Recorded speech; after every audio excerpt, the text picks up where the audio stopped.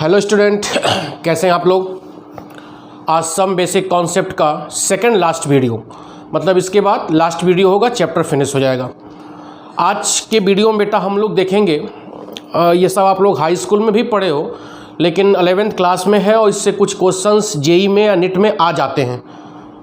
इस टॉपिक से जो मैं आज हम लोग जो इस पे बात कर रहे हैं, कुछ क्वेश्चंस आ जाते हैं जो कि है बड़ा आसान। ठीक है, नाम भी आप लोग सुने होंगे, एम्पिरिकल फार्मूला और मॉलिक्यूलर फार्मूला। तो जो बेटा हेडिंग लगाएंगे,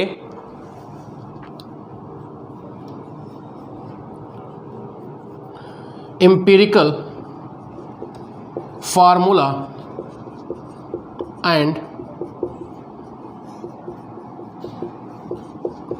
मॉलिक्यूलर फार्मूला। एम्पिरिकल फार्मूला और मॉलिक्यूलर फार्मूला। एम्पिरिकल फार्मूला भी आप सुने होंगे, मॉलिक्यूलर फार्मूला भी आप लोग सुने होंगे। तो आज हम लोग इसी पे डिस्कशन करेंगे और 2-3 न्यूमेरिकल लगाएंगे। ठीक है, तो सेकेंड लास्ट है, इसके बाद लिमिटिंग रिएजेंट और स्टिक्योमेट्रिक देखा जाएगा, जो लास्ट टॉपिक होगा इस चैप्टर का। बात करते हैं। ठीक है, एम्पिरिकल फार्मूला और मॉलिक्यूलर फार्मूला एक दूसरे से को रिलेट होते हैं। क्या होते हैं? को रिलेट। जैसे देखो एग्जाम्पल समझेंगे, जैसे मान लो हम बात करते हैं, सबसे सिंपल एग्जाम्पल लेते हैं C6H12O6। C6H12O6 इसको क्या बोलते हैं? ग्लूकोज। फ्रक्टोज का भी यही फार्मूला होता है, वहाँ पे फंक्शनल ग्रुप चेंज होता है। ठीक है ना, तो जब सेकेंडरी में बात करेंगे देखा जाएगा। यह ग्लूकोज हो गया, यह एक मॉलिक्यूल हो गया। This is the molecule. ठीक है, अब इस मॉलिक्यूल में जो एटम्स हैं वह 3 एटम्स हैं। कौन कौन से, किस प्रकार के? एक कार्बन, हाइड्रोजन और ऑक्सीजन। ठीक है, ग्लूकोज मैंने लिया है, उसमें फार्मूला है C6H12O6। इसमें 3 प्रकार के एटम हैं, एकदम शुद्ध देहाती भाषा में समझना है। तो इस मॉलिक्यूल में जो 3 एटम हैं, इन 3 एटम्स का रेशियो देखा जाए 6-12-6। तो किसी भी मॉलिक्यूल में जो एटम का रेशियो होता है वह कहलाता है मॉलिक्यूलर फार्मूला। क्या कहलाता है? Molecular formula. ठीक है, और मॉलिक्यूल के एटम का जो रेशियो होता है उसी को क्या बोले? Molecular formula. और इस एटम का जो सिंपल रेशियो होगा, ध्यान देना, एटम का जो सिंपल रेशियो होगा वह कहलाएगा एम्पिरिकल फार्मूला। तो किसी भी मॉलिक्यूल का जो फार्मूला होता है, उस फार्मूले में जो एटम का एक्चुअल रेशियो होगा वह कहलाएगा मॉलिक्यूलर फार्मूला। और उस एक्चुअल रेशियो का जो सिंपल रेशियो होगा वह क्या कहलाएगा? Empirical formula. जैसे देखो ऊपर मैंने एग्जांपल लिया है, अब यहां पर जो एक्चुअल रेशियो है, एक्चुअल रेशियो एटम का कितना है? 6:12:6। तो this is the molecular formula का है, C6H12O6। इसका क्या लेंगे हम? Simple ratio. सिंपल रेशियो कब होगा? जब 2 चीज कॉमन होगा। तो यहाँ पे 6 का नम 6, 6 दूनी 12, 6 का नम 6। यह इसका क्या हो गया? Simple ratio. यह क्या हो गया? Simple ratio. अब इस सिंपल रेशियो के साथ इस एटम को रिप्रेजेंट करिए। तो C1 है, H कितना है? 12 है, ON है, इसी को क्या बोलेंगे? Empirical formula.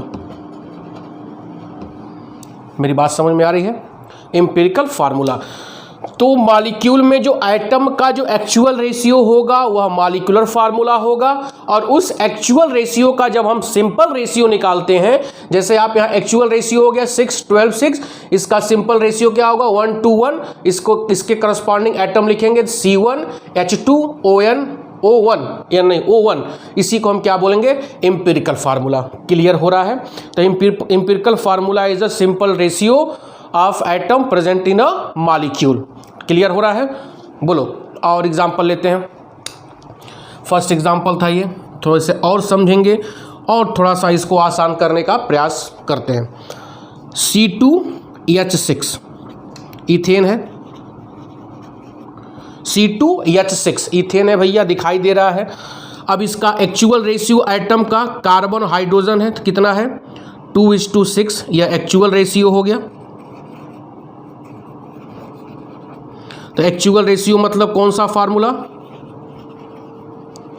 मॉलिक्यूलर फार्मूला जो दिया है, ये सब मॉलिक्यूलर फार्मूला है। इसका सिंपल रेशियो निकालो, कॉमन हो जाएगा, एकदम कॉमन होगा भैया। दो एक नम दो तिया 6, सिंपल रेशियो। इसके करस्पॉन्डिंग एटम लिखो तो C1H3। This is the empirical formula. Empirical formula clear हो रहा है? बोलो this is the empirical formula. और भी हम एग्जांपल्स आपको समझा रहे हैं, स्क्रीनशॉट लेके नोट्स बना लीजिएगा, मिटा रहा हूं मैं, ठीक है? बढ़ूँ आगे, चलो आगे बढ़ते हैं।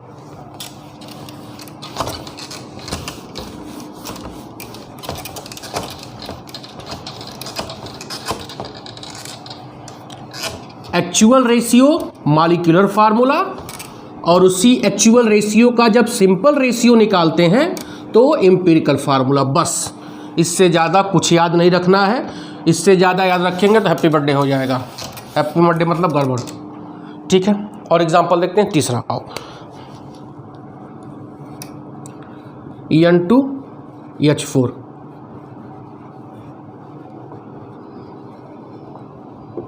Hydrogen, N2H4 hydrogen. Actual ratio क्या है? 2:4, 2:4। इसका सिंपल रेशियो क्या होगा? 1:2। इसके करस्पॉन्डिंग एटम लिखो तो क्या होगा? N1H2। यह इसका क्या हो जाएगा? Empirical formula. हो रहा है क्लियर? और एग्जांपल लो, H2C2O4 ऑक्सैलिक एसिड। ये सब बताऊंगा कैसे याद होगा।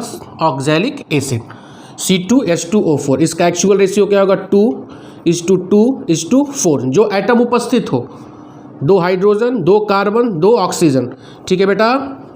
इसका सिंपल रेशियो बताओ क्या होगा? 1:1:2। इसके करस्पॉन्डिंग एटम लिखो तो H1C1O2। ये ऑक्सैलिक एसिड का क्या हो जाएगा? Empirical formula. हो रहा क्लियर? तो जो भी एटम का एक्चुअल रेशियो होगा उसका सिंपल रेशियो लेंगे, तभी वो क्या होगा? एम्पिरिकल फार्मूला बनेगा। क्लियर हो रहा है? बोलो। अब मैं पूछ सकता हूं, क्या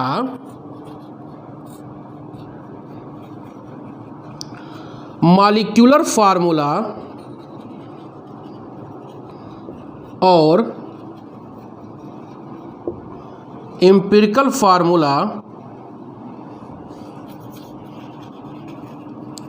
सेम हो सकते हैं? भैया देखो, जितना बढ़िया हिंदी में समझ में आएगा ना। Can molecular formula and empirical formula are same? Yes. क्या एम्पिरिकल और मॉलिक्यूलर फार्मूला सेम हो सकते हैं? यस। यहाँ आंसर लिखेंगे yes. Molecular formula and empirical formula are same हो सकता है। कब? अब हैप्पी बर्थडे हुआ कब? जब दोनों का सिंपल रेशियो पॉसिबल न हो। जैसे एग्जांपल मैं यहाँ लिख रहा हूँ, यहाँ देखो एग्जांपल H2O, ठीक है? अब H2O का एक्चुअल रेशियो कितना है? 2:1। यहाँ कॉमन निकल पाएगा? कॉमन नहीं निकल पाएगा। तो इसका एम्पिरिकल फार्मूला क्या होगा? H2O 2:1, ठीक है? और एग्जांपल लो, अमोनिया, इसका एक्चुअल रेशियो कितना होगा? 1:3, ठीक है? तो सीधे इसका एम्पिरिकल फार्मूला क्या हो जाएगा? NH3। एम्पिरिकल रेशियो क्या हो जाएगा? 1:3। 3। समझ में आ रहा है? तो एम्पिरिकल फार्मूला निकालने के लिए इनका रेशियो सिंपल रेशियो बनना चाहिए, मतलब 2 कॉमन लोगे तभी 1:2 आ रहा है। यहाँ 2 कॉमन लोगे तो 1:1:2 आएगा। मेरी बात समझ में आ रहा है? तो रेशियो तभी निकलेगा जब दोनों एक्चुअल फार्मूले के बीच में क्या हो सकता है, जब कॉमन निकल सकता है। और एग्जाम्पल लो, CH4 1:4 पॉसिबल है? नहीं पॉसिबल है, तो CH4 1:4। तो इधर के जो भी थे यह सब क्या होंगे, मॉलिक्यूलर फार्मूला।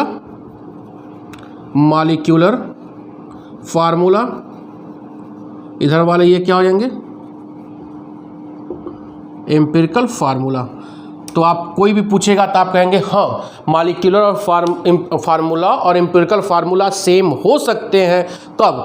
जब एक्चुअल एटम का रेशियो एक्चुअल एटम में कोई कॉमन ना निकल पाए। यहाँ पे कॉमन निकल रहा है, सिंपल रेशियो आ रहा है। यहाँ पे कॉमन निकलेगा, कॉमन निकल ही नहीं पाएगा, कोई सिंपल रेशियो प्राप्त हो ही नहीं पाएगा। तो मॉलिक्यूलर फार्मूला ही क्या हो जाएगा, एम्पिरिकल फार्मूला। बहुत इंपॉर्टेंट पॉइंट बताया हूँ, लिखने के लिए कहीं भी आ सकता है। मेंस में अच्छे एग्जाम दोगे, क्या molecular formula empirical formula same हो सकते हैं? आप कहेंगे यस, बोथ आर सेम। कब? जब मॉलिक्यूलर फार्मूला में जो एटम का एक्चुअल रेशियो हो, उस रेशियो में कोई चीज कॉमन ना निकल पाए। तो जब कॉमन नहीं निकल पाएगा तो इसका सिंपल रेशियो प्राप्त नहीं हो पाएगा, और जब प्राप्त नहीं हो पाएगा तो हैप्पी बर्थडे हो जाएगा। तो उस कंडीशन में मॉलिक्यूलर फार्मूला ही क्या हो जाता है, एम्पिरिकल फार्मूला। ठीक है, इसका भी स्क्रीनशॉट लेकर नोट्स बनाते चलिए। आगे बढ़ूं,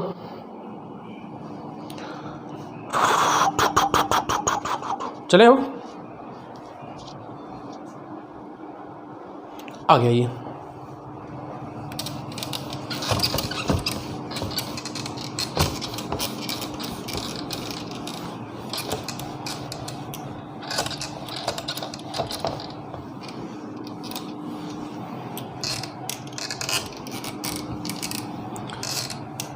तैयारी शुरू कर दीजिए, सितंबर में ही हाफ ईयरली एग्ज़ाम हो सकता है।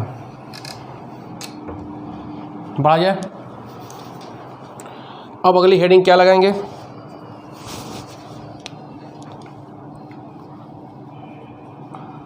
Relationship between molecular formula and empirical formula. ठीक है, हमको रिलेशनशिप निकालना है किसमें, मॉलिक्यूलर फार्मूला और एम्पिरिकल फार्मूला में। ठीक है, अब देखो एग्जांपल समझते हैं। C6H12O6 एक्चुअल कितना एटम है, 1:12:6। इसका सिंपल रेशियो निकालिए, सिंपल रेशियो। तो 6 कॉमन लोगे तो क्या आ जाएगा, 1:2:1, यही ना होगा। तो एम्पिरिकल फार्मूला क्या बनेगा, C1H2O1। ठीक है, O1। अब देखो, अब जो यह सिंपल रेशियो निकला है, सिंपल रेशियो कहाँ से निकला है, यहीं से निकला है। तो इस सिंपल रेशियो में अगर हम 6 का मल्टीप्लाई कर दें, 6 का मल्टीप्लाई कर दें तो यह प्राप्त होगा। अरे 6 का नम 6, 6 दूना 12, 6 का नम 6। और या इधर 6 का डिवाइड कर दें, भाग दे दें, तो 6/6 करोगे तो होगा, 12/6 करोगे 2 होगा, 6/6 करोगे तो 1 होगा। तो यह प्राप्त होगा। तो कहने का क्या मतलब है कि जो एक्चुअल एटम का रेशियो है उसमें कोई n नंबर से भाग दे दें तो सिंपल रेशियो प्राप्त होगा, और उसी सिंपल रेशियो में किसी n का क्या कर दें, मल्टीप्लाई कर दें तो एक्चुअल रेशियो प्राप्त होगा। देखो मैं यहाँ 6 दिया हूँ, मैं n मानूंगा यहाँ पर। यहाँ तो ग्लूकोज आपको दिखाई दे रहा है ना, तो ऐसा सवाल तो सीधे ग्लूकोज पूछ नहीं देगा, कुछ भी कंपोनेंट दे सकता है, कंपोजिशन दे सकता है।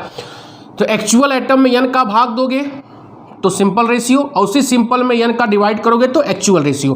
तो यहाँ से क्या रिलेशनशिप निकल सकता है कि molecular formula is equal to n into empirical formula.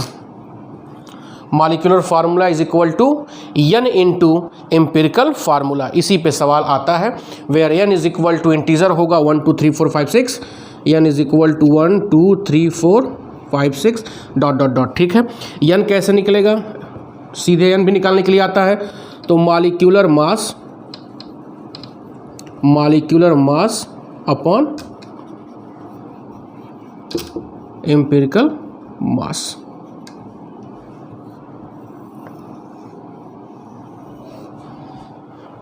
आ रहा समझ में, बढ़ा जाए। अब जैसे देखो यहाँ n की वैल्यू कैसे, यहाँ n की वैल्यू 6 आनी चाहिए। इसका मॉलिक्यूलर मास कितना होता है ग्लूकोज का, 180, 12 छक 72, 12 16 छक 96, निकालोगे 180 आ जाएगा। ठीक है, यहाँ एम्पिरिकल मास निकालो कितना होगा। एम्पिरिकल मास कैसे निकलेगा, एक कार्बन है तो 12, 2 हाइड्रोजन और प्लस 1 16, 18 2 30, कितना आ गया 30। तो यहाँ मॉलिक्यूलर मास, यहाँ देखो इसके लिए यहाँ मॉलिक्यूलर मास कितना है 180, एम्पिरिकल मास 30, कितना आ गया 6। देखो 6 का भाग दे रहे हो, 6 का मल्टीप्लाई, वही n की वैल्यू है। क्लियर आ रहा है। तो molecular formula is equal to n into empirical formula. n कैसे निकलेगा, molecular mass upon empirical mass. ठीक है, इसको भी छापी, आगे बढ़ा जाए।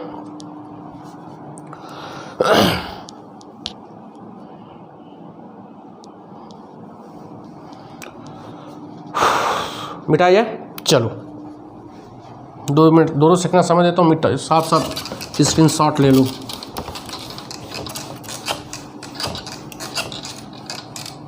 देखो ऊपर का हेडिंग मिटा दिए। अब अगला क्या है, क्या कैन, इंग्लिश में दे रहा हूँ, कैन टू डिफरेंट कंपाउंड, किताब में मिलेगा ये सब। Different compound have same empirical formula.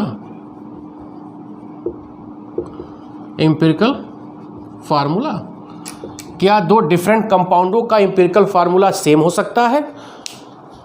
पहला वाला क्या था, क्या कंपाउंडों का एम्पिरिकल और मॉलिक्यूलर फार्मूला सेम हो सकता है। पहला था वो, यहाँ पर क्या डिफरेंट कंपाउंड का, H2 सेम था, अमोनिया सेम था। यहाँ पे दो डिफरेंट कंपाउंडों का क्या एम्पिरिकल फार्मूला सेम हो सकता है। आइए देखते हैं, आई होप सेम हो सकना चाहिए। CH3, यह क्या है, एसिटिक एसिड। C6H12O6, यह क्या है, ग्लूकोज। ठीक है, यहाँ एक्चुअल रेशियो देखो क्या है, actual ratio of atom, carbon कितना है 1 है ना, अरे सॉरी 2, कार्बन कितना है 2 कार्बन, हाइड्रोजन 3 1 4 और 2 ऑक्सीजन 2 4 2 हुआ। यहाँ एक्चुअल रेशियो 6 12 6। ठीक है, इसका सिंपल रेशियो निकालो, सिंपल रेशियो, यहाँ पर भी सिंपल रेशियो निकालो तो क्या आएगा 1:2:1 आएगा। यहाँ पर 1:2:1 करस्पॉन्डिंग लिखो तो क्या होगा C1H2O, यह एम्पिरिकल फार्मूला। यहाँ पे C1H2O O1, यहाँ पर this is the empirical formula. तो इससे क्या प्रूफ हुआ, हाँ कि दो डिफरेंट कंपाउंडों का एम्पिरिकल फार्मूला सेम हो सकता है। ठीक है, यहाँ तक कोई दिक्कत, सारे कॉन्सेप्ट को मैंने क्लियर कर दिया। इससे ज़्यादा आपका कॉन्सेप्ट जेई और नेट लेवल में नहीं है। ठीक है, इससे ज़्यादा कॉन्सेप्ट आपके जेई और नेट के लेवल में नहीं है। नेट बोर्ड में तो इतना ज़्यादा आएगा ही नहीं। ठीक है, बढ़ा जाए, हो गया, कोई दिक्कत, चलो स्क्रीनशॉट लो, आगे बढ़ते हैं।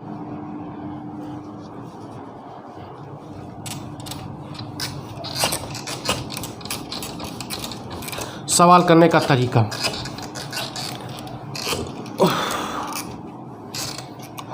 अगर किसी एलिमेंट का परसेंटेज कंपोजिशन दिया हो, परसेंटेज कंपोजिशन याद रखना, परसेंटेज का कार्बन इतना परसेंट, हाइड्रोजन इतना परसेंट और जो भी हो, परसेंटेज कंपोजिशन दिया हो तो उसी को हम उसका वेट मान लेते हैं। कितना वेट? 40। जैसे कार्बन 40% तो 40 ग्राम, हाइड्रोजन इतना परसेंट तो इतना ग्राम। ठीक है, तो अगर परसेंटेज कंपोजिशन दिया हो तो एम्पिरिकल फार्मूला कैलकुलेट हो जाएगा। ठीक है, यहाँ मैं ट्रिक बता रहा हूँ कि जितना मास परसेंटेज दिया होगा उसी को हम क्या मानेंगे? वेट। उसी को क्या मानेंगे? वेट। और जब वेट दिया रहेगा तो उसके मोलर मास से क्या करेंगे? यहाँ पर भी मोल आएगा, मोलर मास या मॉलिक्यूलर मास से डिवाइड कर देंगे तो क्या निकल जाएगा? मोल्स। यहाँ पे सारा खेल किसका होगा? मोल्स का होगा। मैं अभी सवाल समझा रहा हूँ।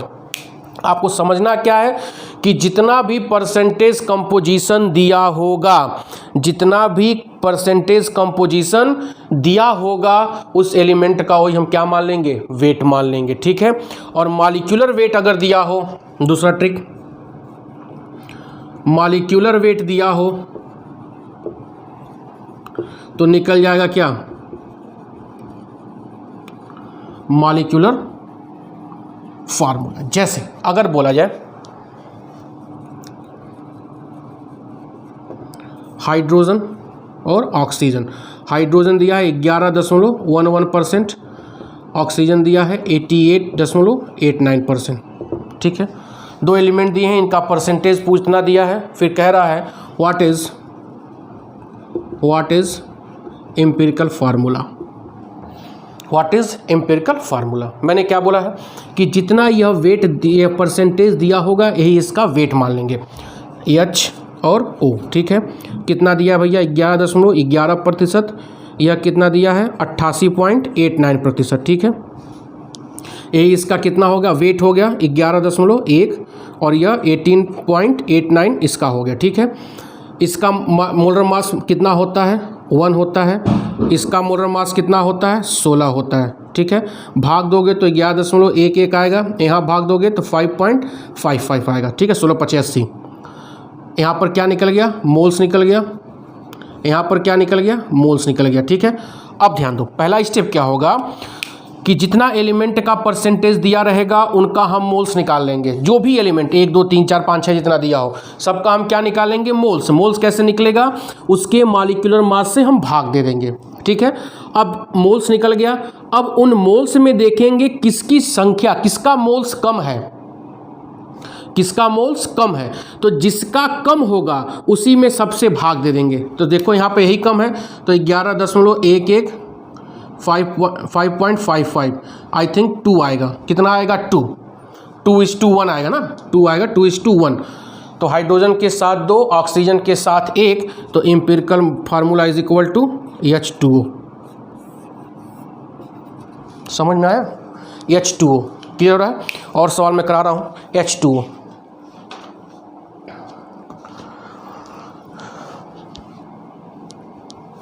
मिटाओ, स्क्रीनशॉट ले लो।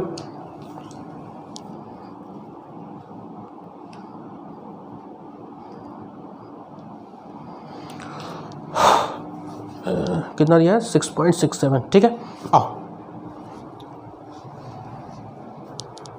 मिटाओ, एक क्वेश्चन और लो।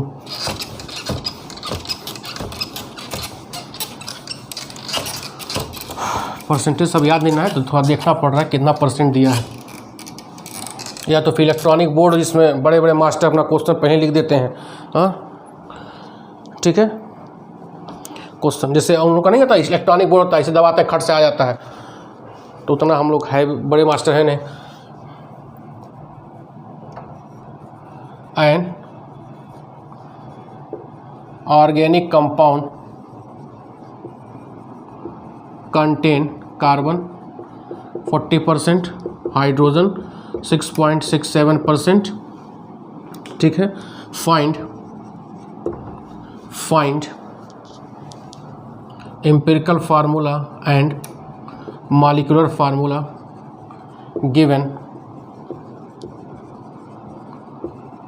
molecular weight is equal to 120। ठीक है, कोई ऑर्गेनिक कंपाउंड है जो कार्बन हाइड्रोजन से मिलके बना है और यहाँ पर हमको कैलकुलेट करना है एम्पिरिकल और मॉलिक्यूलर फार्मूला, और मॉलिक्यूलर वेट यहाँ 120 ने यहाँ दिया है 30। ठीक है, अब देखो, एन ऑर्गेनिक कंपाउंड, किसी पर्टिकुलर ऑर्गेनिक कंपाउंड का नाम तो लिया नहीं है, कोई कह रहा ऑर्गेनिक कंपाउंड बना है 40% कार्बन और हाइड्रोजन कितने परसेंट से।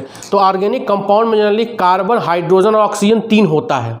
अगर कोई नाम अगर देता कि यह कंपाउंड है तो उस कंपाउंड में पर्टिकुलर फार्मूला से बनता, लेकिन यहाँ पे an organic compound generally carbon, hydrogen और ऑक्सीजन से मिलकर बना होता है। तो इसको सोल्यूशन कैसे करेंगे, कार्बन कितना दिया है 40%, हाइड्रोजन कितना दिया है 6.67%। अब हमको ऑक्सीजन निकालना है, तो 40 और 6 46 इतना परसेंट दिया है, 100 में से 46 घटा दोगे तो ऑक्सीजन का निकल जाएगा 53.3%। आई होप हाँ हो जाएगा ना। अरे यार 40 100 में दिया, 100% ही ना होता है, 100 में 40% कार्बन है, इतना परसेंट हाइड्रोजन है, तो दोनों को जोड़ दोगे, जो बचेगा वही क्या हो जाएगा, ऑक्सीजन का प्रतिशत। क्यों ऑक्सीजन ले रहे हैं, क्योंकि organic compound generally made up of carbon, hydrogen और ऑक्सीजन, क्योंकि यहाँ किसी का नाम नहीं दिया है। ठीक है, आओ देख लेते हैं। कार्बन का 40, हाइड्रोजन का 66.67, ऑक्सीजन का 53.3। ठीक है, यही इसका मैंने बोला था वेट ले लेंगे। अब इसका वेट है 40, इसका वेट है 6.67, 53.3। ठीक है, इसका मोलर मास कितना होता है 12, इसका 1, इसका 16, भाग दो, मोल्स निकालो, 40/12, 6.67/1, 53.3/16। ठीक है, यह कितना आ जाएगा, सीधे मैं देख ले रहा हूँ कितना आया है, कौन जा भाग देने। यह आया है 33.3%, 6.67%, यह भी आया 33.3%। ठीक है, यह नंबर ऑफ क्या निकल गया, मोल्स निकल गया। ठीक है, यह नंबर ऑफ क्या निकल गया, मोल्स निकल गया। मोल्स कैसे निकलेगा, मैंने कहा था जो भी परसेंटेज दिया रहेगा उसी को वेट मान लोगे, और वेट के बाद उसके मॉलिक्यूलर मास से भाग दोगे तो मोल्स निकल जाएगा। फिर मैंने क्या कहा था, इस मोल्स में जो सबसे छोटा होगा उनमें सबको भाग दे देंगे, सबसे छोटा यही है, तो 33.3 बाई 33.33 यहाँ पर भाग दो, 6.67 बाई 3.33, 3.33 बाई 3.33, यहाँ कितना आएगा 1, यहाँ आएगा 2, यहाँ आएगा 1। इसके करस्पॉन्डिंग लिखो, आइटम करस्पॉन्डिंग। तो इंपिरिकल फार्मूला क्या हो जाएगा, C के साथ 1, H के साथ 2, O के साथ 1, यह क्या हो गया इंपिरिकल फार्मूला। ठीक है, फिर क्या बोला है, मॉलिक्यूलर फार्मूला आपको निकालना है। तो मॉलिक्यूलर फार्मूला के लिए मॉलिक्यूलर मास या वेट कितना दिया गया है, 30 दिया गया है, 30 दिया गया है, मास लिख लो यहाँ पे कितना दिया गया है, 30 दिया गया है। तो इंपिरिकल मास निकाल लो, इंपिरिकल मास 12 30 से आएगा। ठीक है, और मॉलिक्यूलर मास कितना हो गया 30, n is equal to molecular mass upon empirical mass 3/30/30 is equal to 1। Molecular formula क्या होता है, n into empirical formula, n की वैल्यू 1, इंपिरिकल फार्मूला क्या है C1H2O1। तो मॉलिक्यूलर फार्मूला भी क्या होगा, एक ही आंसर हो गया, एक ही आंसर हो गया। आई होप सो समझ में आया होगा। ठीक है, बहुत ही सिंपल सवाल है, थोड़ा सा भी कठिन सवाल ये है नहीं, समझ में आ रहा है। आओ और भी सवाल लिखते हैं जो अच्छे से सवाल पूछे जा रहे हैं।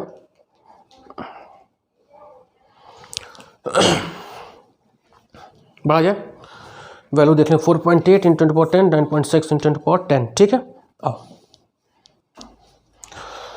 क्योंकि क्वेश्चन सब याद देना हमको है। ठीक है,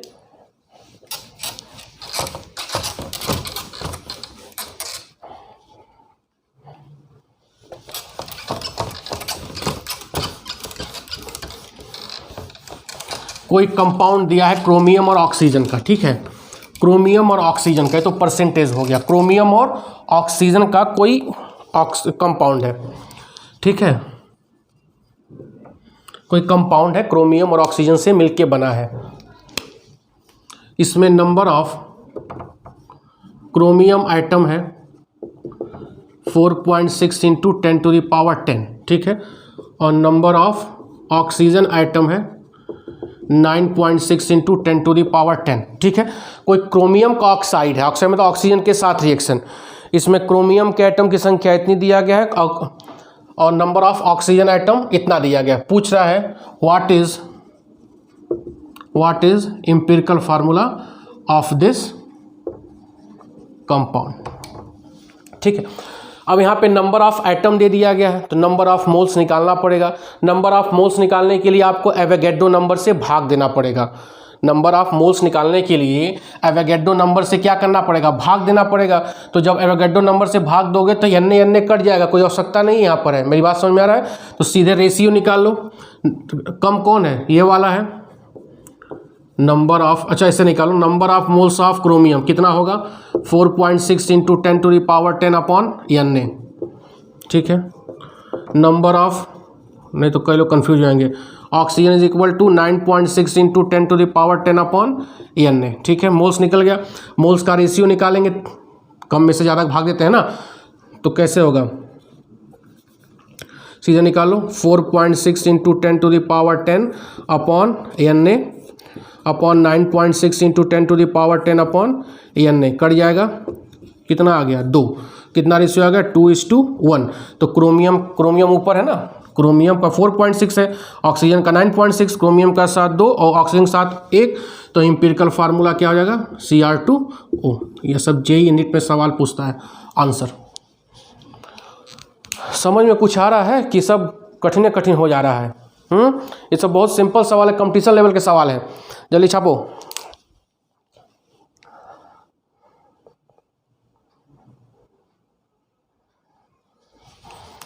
बढ़ा जाए।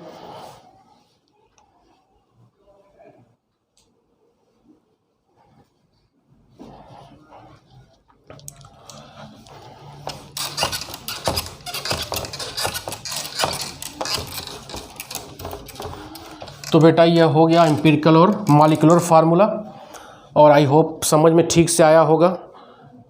सवाल आपके सामने है और भी सवाल मैं भेज दूंगा PDF बना के। ठीक है, तो please share, subscribe and comment and like, और सबको शेयर को जिस सबकी हेल्प सके। ठीक है, बहुत बहुत धन्यवाद, थैंक यू।